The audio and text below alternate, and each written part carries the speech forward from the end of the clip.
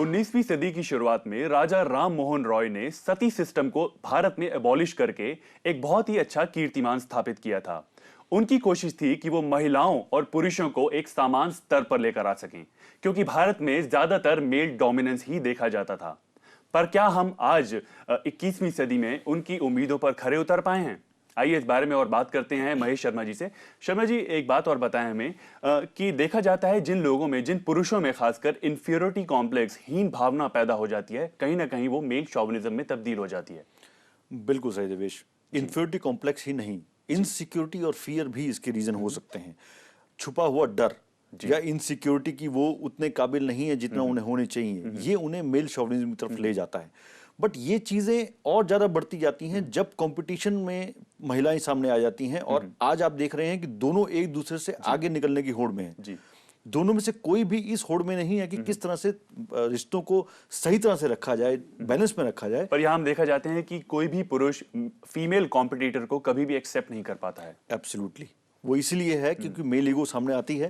दूसरा, हम आपने अभी 19वीं सदी की बात की, बहुत टाइम से ये चला आ रहा है कि मेल घर के हेड हुआ करते थे और वो संभाला करते थे घर को। लेकिन आज के जमाने में ये चीजें मैटर नहीं करती हैं। आजकल आप दोनों देखते हैं, दोनों, और हम बात भी करते हैं कि दोनों गाड़ी के पहिए हैं और दोनों को समान होना चाहिए। लेकिन क्या ये सिर्फ बातें हैं या हम इसको अप्लाई भी करते हैं? बिल्कुल, तो जरूरत है जो कहने की बातें हैं उनको असल जिंदगी में अपनाने की और सही तालमेल बनाने की। यहां पर देवेश जी हैं हमारे साथ राजस्थान से। देवेश जी कहें।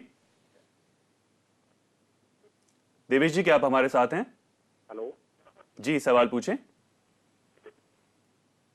देवेश सर नमस्कार। जी नमस्कार। आपके लिए सर, आप बैठे हैं ना सामने? जी बिल्कुल। वैसे आपकी पर्सनैलिटी बहुत ब्यूटीफुल है सर। जी बहुत बहुत धन्यवाद। जी सवाल पूछें। ये पूछो सर, मैं जैसे पूछने होते है कि सर, जैसे मैं प्रोफेशनल मेडिकल में जॉब है, हाँ, और जैसे कहीं अपन प्राइवेट वगैरह हॉस्पिटलों में जैसे जॉब वगैरह करते हैं, तो वहाँ फीमेल जैसे स्टाफ वगैरह होता है, रेस्पॉन्सिबिलिटी मेल और फीमेल दोनों स्टाफों की होनी चाहिए वैसे। बिल्कुल। बाकी जो मेरा एक्सपीरियंस है, जैसे मैंने अभी देखा प्राइवेटों में, जी कहें। वहाँ पर क्या है, जिम्मेदारी दोनों को समझनी, लेकिन वो फीमेल स्टाफ अपनी जिम्मेदारी समझते ही है। और जैसे डॉक्टर्स वगैरह होते हैं, जैसे सर्जन वगैरह जो भी, तो उनके ऊपर उनके सामने मतलब उल्टा कहना ही गलत है ना, उनकी रेस्पॉन्सिबिलिटी लेनी चाहिए। जी डेफिनेटली देवेश जी, यहाँ पर जरूरत होती है, आप किसी के साथ भी काम कर रहे हैं, चाहे वो पुरुष हो या महिला हो, इज्जत देने की। अगर आप बराबर इज्जत देंगे, बराबर समझेंगे किसी भी एम्प्लॉय को, चाहे वो पुरुष हो या महिला, तो बहुत ही इजीली आप किसी भी समस्या से बाहर आ सकते हैं। क्या कहना चाहेंगे आप इस बारे में? बिल्कुल देवेश जी, ये बात है कि बात ये नहीं कि महिला या पुरुष है, बात ये है कि हमारा एटीट्यूड उसके प्रति क्या है। क्या हम महिला या पुरुष दोनों बॉस को उसी तरह से देखते हैं जैसे हम नॉर्मल एक बॉस को देखते हैं? अगर आप जेंडर में फर्क करके अपने व्यवहार को चेंज कर रहे हैं, that is not right, that is not right. Actually आप अपने आप को उसी तरह से प्रोजेक्ट करें जैसे आप दोनों सेक्सेस के साथ सेम तरह से बात कर रहे हैं। अपने को प्रूव करें, ना कि किसी और की तरफ देखें कि मेरे सामने कौन बैठा है। जी बिल्कुल। और यहाँ पर यह भी चीज खास तौर पे देखी जाती है कि सोशल स्ट्रक्चर यानी सामाजिक ताना बाना और परवरिश भी काफी हद तक जिम्मेदार होती है मेल शॉविनिज्म की। और ये भी देखा जाता है कि किसी भी मेल शॉविनिस्ट में बहुत ज्यादा फीलिंग होती है रौबदार होने की। अगर वो रौब रखते हैं तो उनको लगता है अगर उनको रौब कम हो रहा है तो कहीं ना कहीं वो फीलिंग मेल शॉविनिज्म में तब्दील हो जाती है।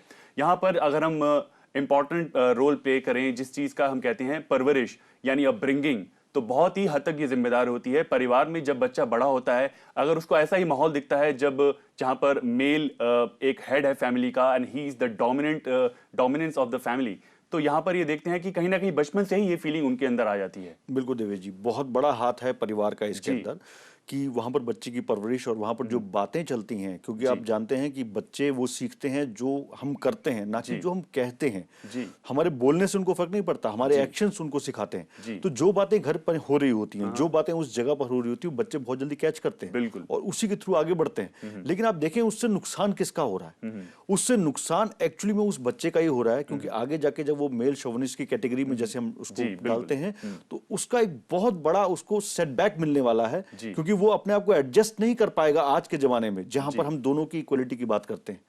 तो लेकिन जब उस बच्चे को होश आएगा, जब उसको होश आता है, उसको इस तरह की एजुकेशन मिलनी चाहिए बाहर से, ऐसे एजुकेशन इंस्टीट्यूट में मिलनी चाहिए, कॉलेजेस में मिलनी चाहिए, जहां पर उनको ये सिखाया जाए कि दोनों इक्वल हैं और दोनों को एक ही रिस्पेक्ट से देखना है। बिल्कुल, तो यहाँ जरूरत है पुरुषों को और महिलाओं को बचपन से ही बराबर एजुकेशन देने की।